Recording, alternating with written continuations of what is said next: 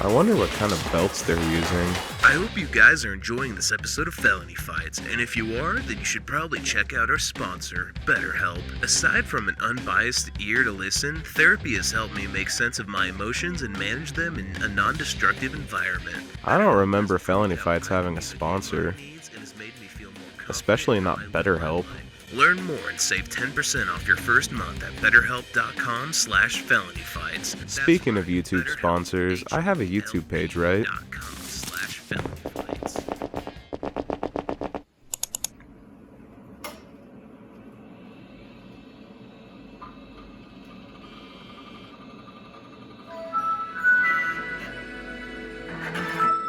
Alright, let's see what we're working with here.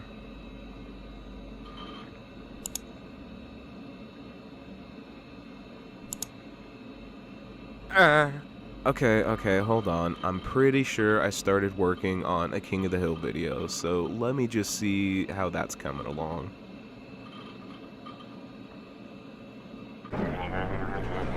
No, it was me. No, my card info has not been stolen. Yes, $5,000 on Red Bull.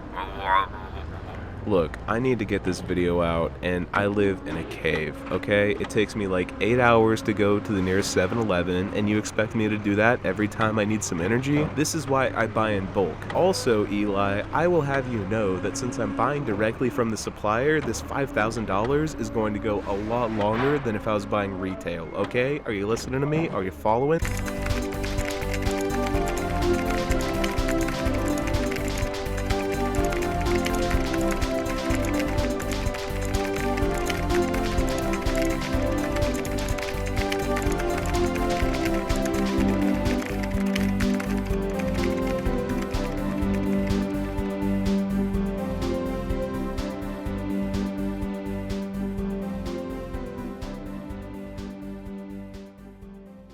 Hey, what's up? And as you can see by the title of this video, it's not going to be a fun one. The other day I was browsing Hulu and I saw the new King of the Hill episodes dropped and decided to give them a watch since I'm such a fan of the original series. We are beginning our initial descent into Dallas-Fort Worth. Occupied!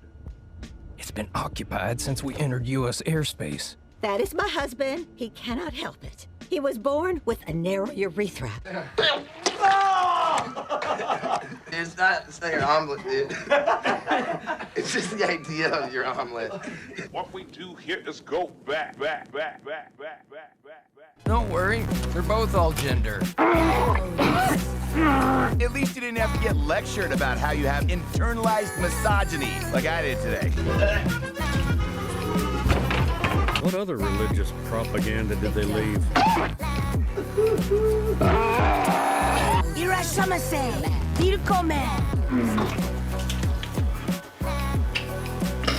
What are you, fucking fat? Oh, did you? Guess there was some of that.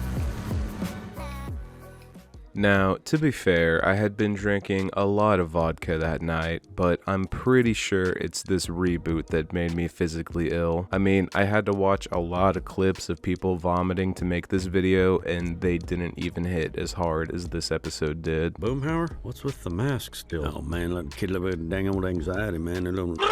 I think my main issue with this reboot is that the original King of the Hill was a show of subtlety and reality. I mean, Family Guy has its chicken fights and The Simpsons has the Treehouse of Horrors, but what made King of the Hill was the ability to create humor out of everyday problems. Do I look like I know what a JPEG is? I just want a picture of a goddamn hot dog. Like, we all know a Peggy or a Hank or a Bill or whoever, but how many of us can say that we know a Peter or a Homer? I'm trying to frame all this because I'm not sure how I want to make this video, but I know I have something to say about this. I think what I'm going to try to do is go through this episode scene by scene and point out two things: how the characters have changed and how I would try to rewrite it to be more faithful to the original. I want to make it clear right now that I'm not a writer and I'm not saying that I could do better, but they were so close to hitting the spot that a few nudges couldn't hurt. Anyway, let's just get right into this.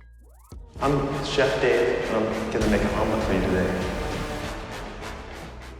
We open in media res, which is a fancy way of saying that we start off in the middle of some shit happening, or should I say a lack of piss happening, because Hank is having problems going to the bathroom due to his narrow urethra. We are beginning our initial descent into Dallas-Fort Worth. Now, a narrow urethra is a part of Hank's character, but opening up to it makes it seem like it's one of his defining character traits, but it's simply not. I mean, Hank also has no ass and was born in New York, but those only come up in one episode. While it's true that Hank's urethra problem comes up in multiple episodes, it was never the first thing people thought of. They would think of something like "that boy ain't right," or something else that would have to do with his style of parenting, because that's what the whole series was about. The entire original run of King of the Hill was about a dad trying to be a dad in a changing environment and learning to accept not only his son's quirks, but society's quirks. What you listening to, son? I don't think you like it. Well, why not? I like this new generation of music. Out of the shadows, barrage of witch tongue, cobra spit over apocalyptic coat, killer cauldron smoke, stop music, seriously.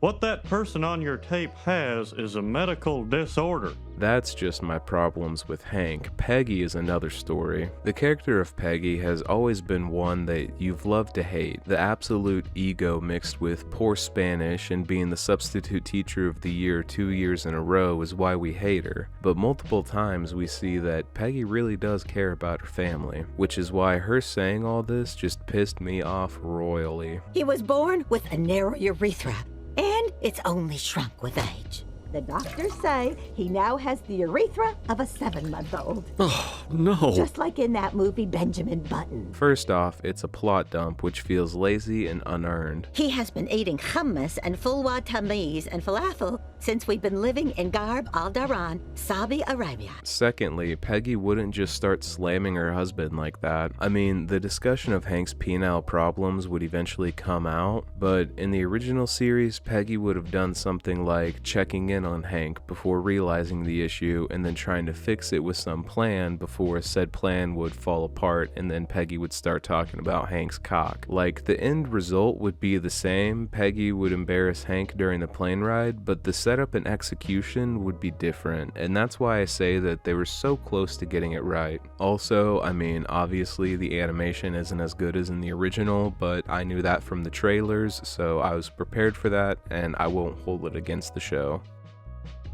What are you, pussy? I'll push, you swallow. When Hank gets off the plane, he kneels to the ground and praises Texas, and this is also an issue. While it's very well known that Hank loves everything Texas and America, for him to kneel down at an airport and do everything short of kissing the ground is out of character. Original series Hank would have said something like, "Boy do I love Texas, but that guy is weird." The fucked up thing, however, is that right after that they have a joke about Hank misreading a sign for boba, and that moment is actually very in character for Hank. They got a Bob's in the Dallas airport now. Wait a second. Oh, that's boba. So it makes me wonder how much of the writing team knew the characters. Like, Mike Judge is still involved in the series, but I can't imagine a 62-year-old Mike Judge is as involved as a 34-year-old Mike Judge. I have no sources to cite when I say this, but if I had to guess, Mike is probably signing off on these reboots because he would like to have money rather than not have money. That's not calling him greedy like George Lucas. That's like poetry, so if they rhyme. Because realistically, what is Mike Judge known for? Beavis and Butthead, King of the Hill, Office Space, and Idiocracy. His reign ended in the mid-2000s. I mean, how much money can he have left at this point? So like, I get why he'd slap his name on something that would get him money, but I really don't think it goes any deeper than a name slapped onto the product. Although Peggy's joke about deplaning is in character, so it makes me wonder how they fumbled the ball so much. We have landed, or as I like to say, deplaned. Got a little bit of shell in there. I don't want that. I'll cut you right up. When getting into the Uber, we again see Hank acting within character, flashing his ID and being very uncasual with the whole ordeal. But we also see a very lazy development for Peggy when we see that her Spanish has been replaced with Arabic. Abshalab to you, Muhammad. Abshalal how? I'm sorry, sir. Now, this is a multi-layered problem. First off, it feels like a cheap callback to the original series meant to get fans to point at the TV and go, that's like the other thing. Secondly, Peggy's poor Spanish was an integral part to her character. I know it might sound hypocritical to say that Hank's urethra doesn't define him, but Peggy's poor Spanish defines her, but let me just cook for a second.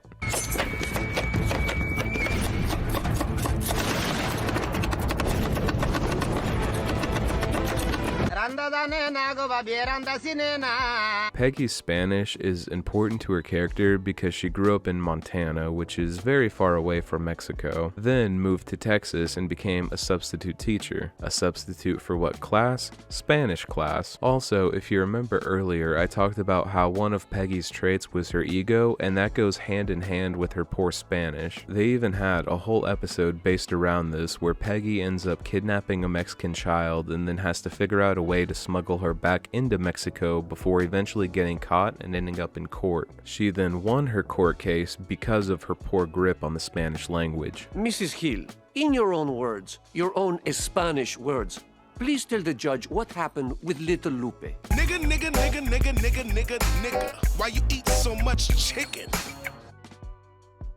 Oh my God! I'm going to jail! Also, the whole thing with Peggy and why she acts the way she does is because her mother would always downplay her accomplishments. So that's why Peggy's poor Spanish is actually an important part to her character. And just to replace the Spanish with Arabic because the joke is she doesn't speak it good reduces all of that character development into a shitty joke. We also get more exposition dumping during the taxi ride, and to be fair, I'm not exactly sure how I would rewrite it, but I do know that it feels lazy. Like, they're not talking to the taxi driver, they're playing catch up with the audience. Going back to the absolute whiplash, we get another actually in-character joke with Hank when he comments on the Uber driver's hybrid car, and it actually got a chuckle out of me.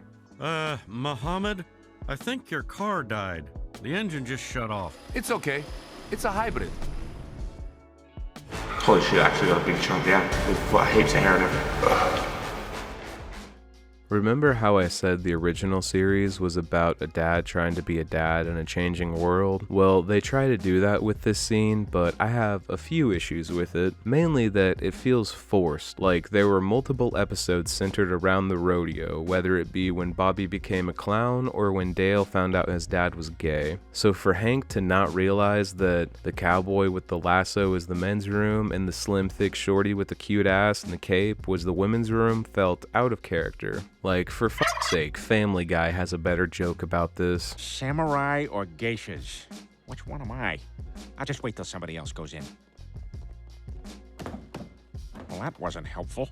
Also, keep a mental note for every time you hear a character say the times are changing or the world has changed or anything else that would indicate, hey, this is the future and we're trying to set up a new series. Do you remember the original? Well, this is like that, but later in the timeline. Also, credit where credit's due, Peggy's female presenting joke did get a chuckle out of me. I believe I am female presenting. Well, I don't want to be presenting my maleness to any kind of woman that walks in on me.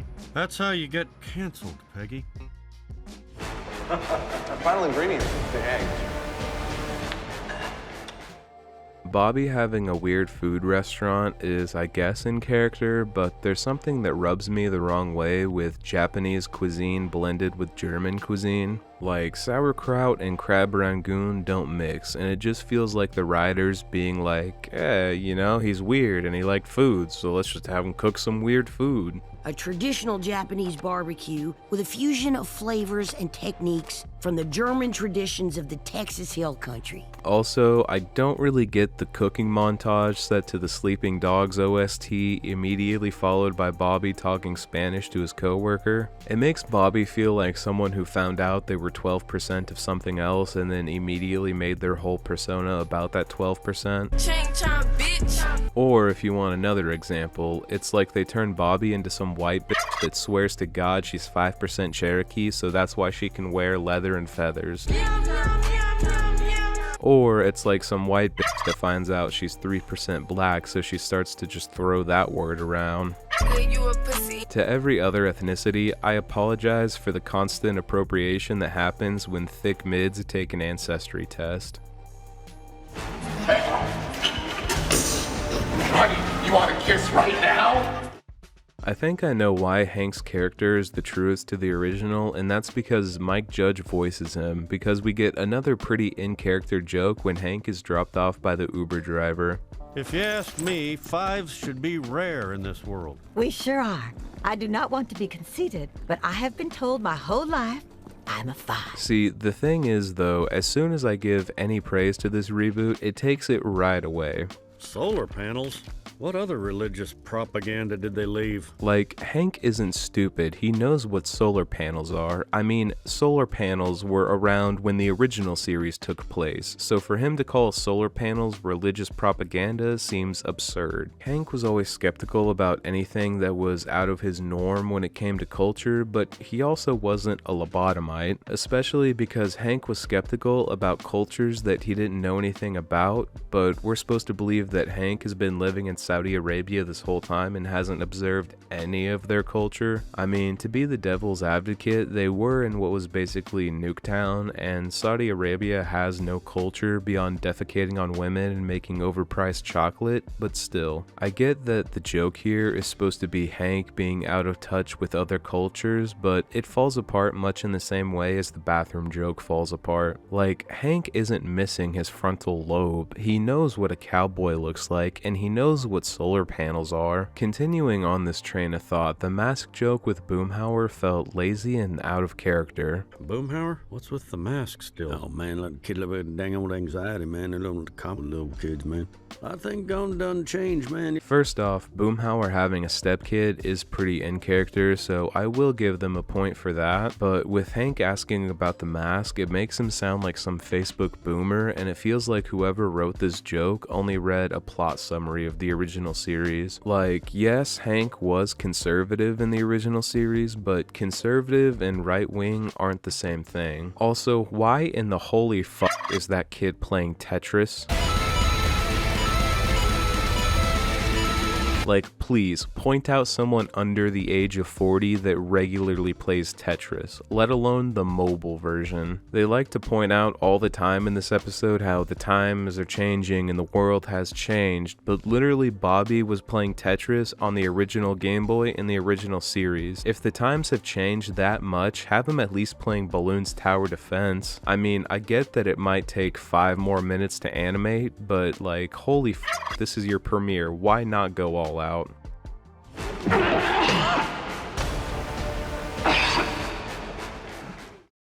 Why? Why? Like, genuinely, why? Why? I mean, I'm not sure where I'd take the characters, but like YouTube real estate agents? Hank gotta go to Saudi Arabia, Bobby gotta open his own fusion restaurant, Boomhower got his own stepchild, but Nancy and John are presumably still banging and became YouTube real estate agents? Your children need to know there's a devil and he hates them and he wants to ruin their life. I guess with Nancy it makes sense with her being a news anchor before, but what happened with John? Last I remember, he had a decently successful kids band and a shit ton of land. Also, if so much has changed, why is this the same? Like, instead of all the characters saying things have changed, they should be saying, well, most things have changed, but some of them are basically still the same.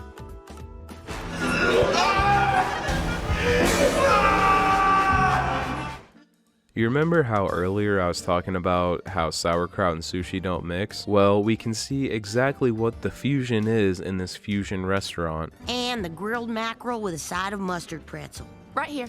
That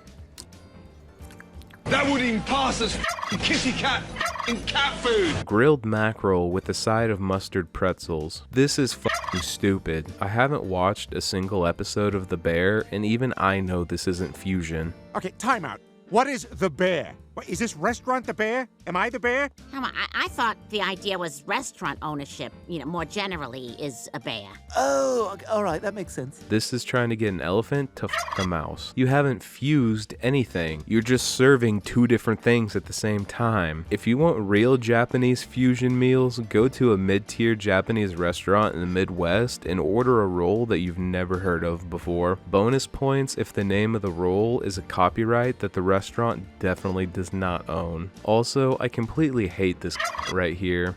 It's giving summer in Kyoto.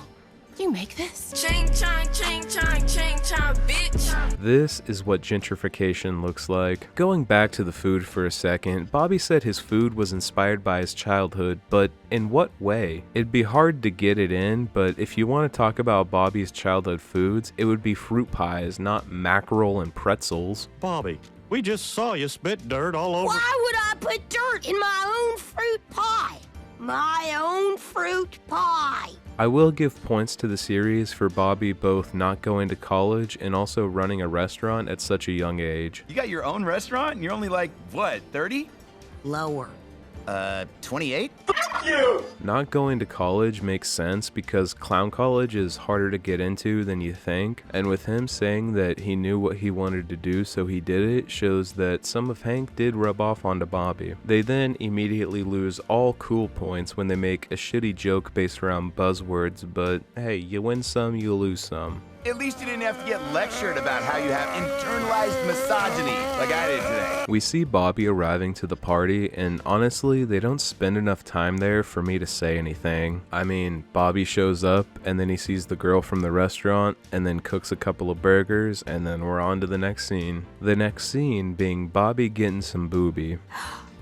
Yes, it is late. I guess when Chang called him Booby Hill, he really knew what he was talking about. Who's calling at this hour? It's Bobby.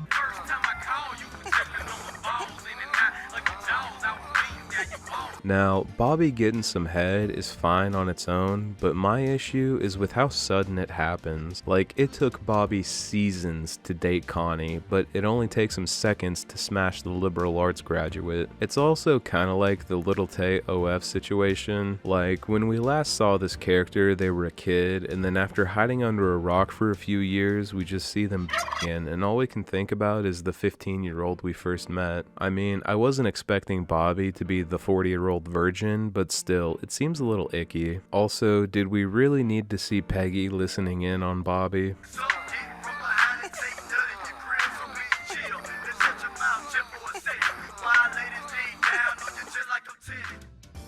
Did you know the U.S. is funding millions of Israelis to kill innocent Palestinians?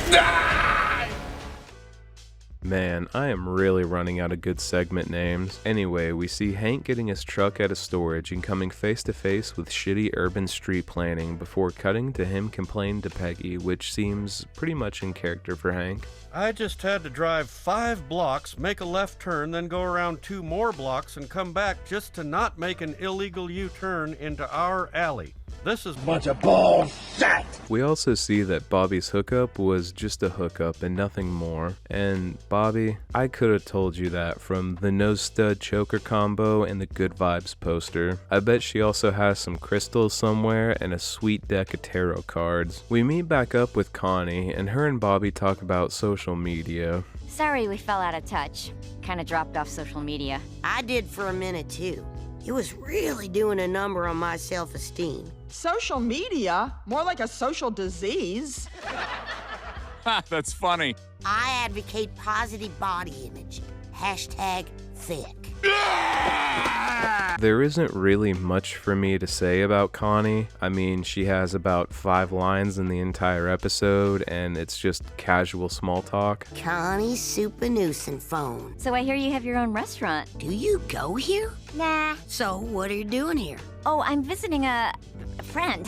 Hey, you ever hear from Joseph Gribble? He's my roommate. He's doing great. Tell him hi for me. It's really good to see you, Bobby.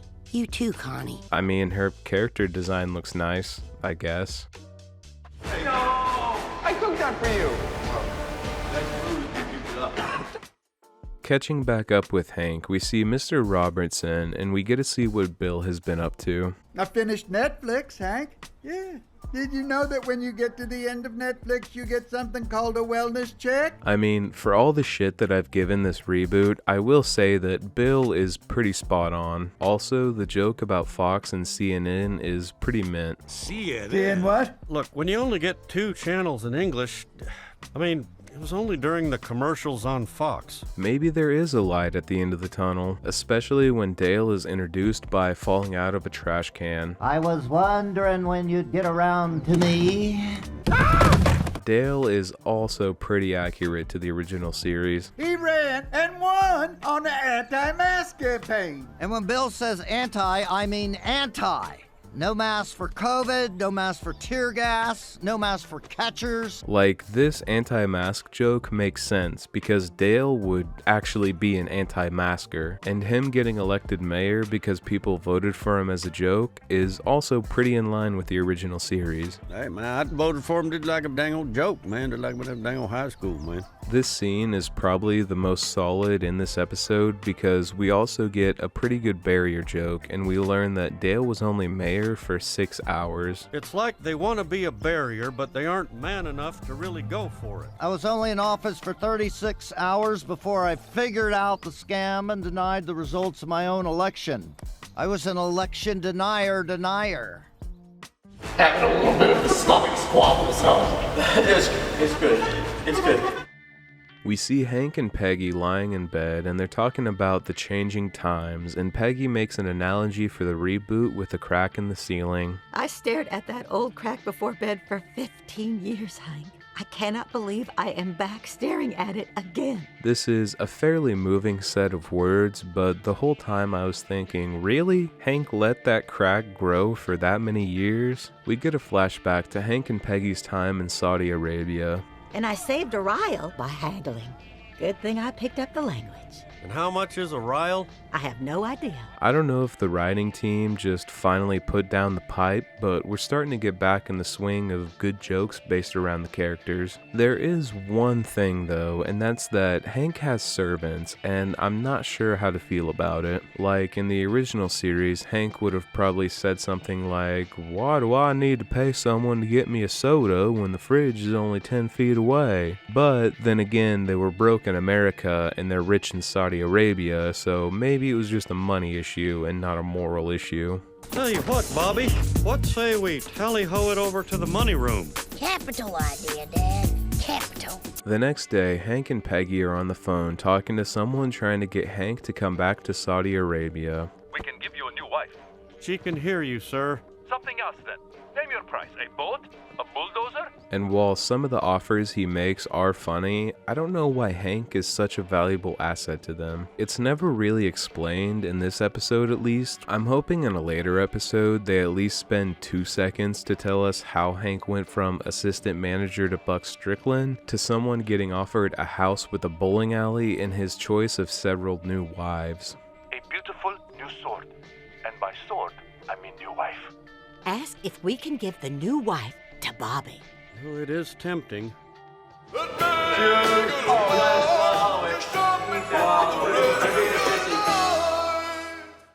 While driving to the Megalomart, Hank talks about how the nuke town they lived in felt more Texas than Texas. And this is actually good dialogue that conveys the changing of times instead of just saying, "The world has changed." You know, I'm beginning to think that Aramco base in Saudi Arabia was more Texan than Texas. What happened? Continuing the good streak, we get an actually funny joke about Hank buying a wrench. First, I'm gonna go in and buy a spanner wrench. I don't need one, but I have to calm down. While the turnaround from wanting to go back to wanting to stay happens way too soon, literally less than 5 minutes, and it's way too cheesy and over the top. Oh, how about my favorite, Samoas? Oh, we don't have those. Yeah, we do. They're just called Caramel Delights now. It's more respectful to people from Samoa. That's a good change. Yeah, it's nice to be nice. I can't say it wasn't heartwarming. Oh, hey, is that the new Sawzall? Yeah, Is that a Samoan? Oh, it's Caramel Delight. And that's another big part of what made the original series. Like, the comedy was one half, but the other half was heartwarming moments. Sometimes comedy is building people up. I know. It's hard to change. We also end the episode fairly strong with Hank grilling some burgers with the boys and his boy. It comes with a touch screen, preset cooking profiles, and Wi-Fi for remote temperature monitoring. Whoa. Damn. Yep, they're all over there. You see, folks, I think we can all learn. I think we can all learn a little something from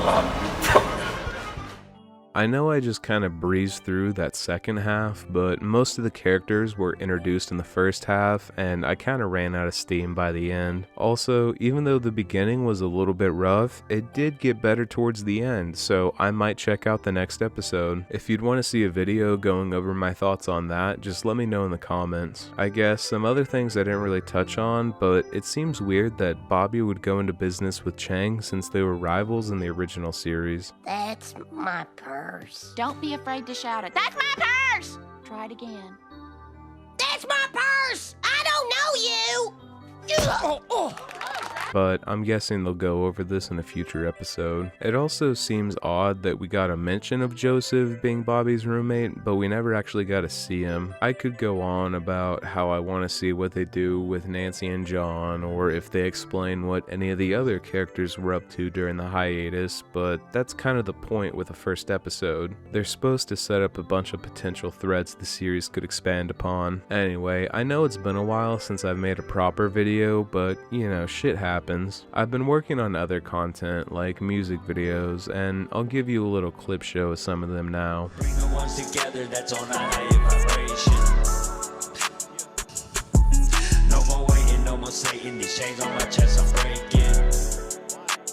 If I catch you lacking, nigga, it's gonna be a long night. Drop the addy, nigga, we can link, pull up on site. Never made it back cause he got caught up at the wrong light. Man, hard, how that bitch said she would. I'ma get that nigga bubble goods. Put him in the blunt, put him in the run. All little shorty, I don't really give a fuck. Anyway, I hope you like this video. Go ahead and like, subscribe, do all the things the algorithm likes, and until next time, later.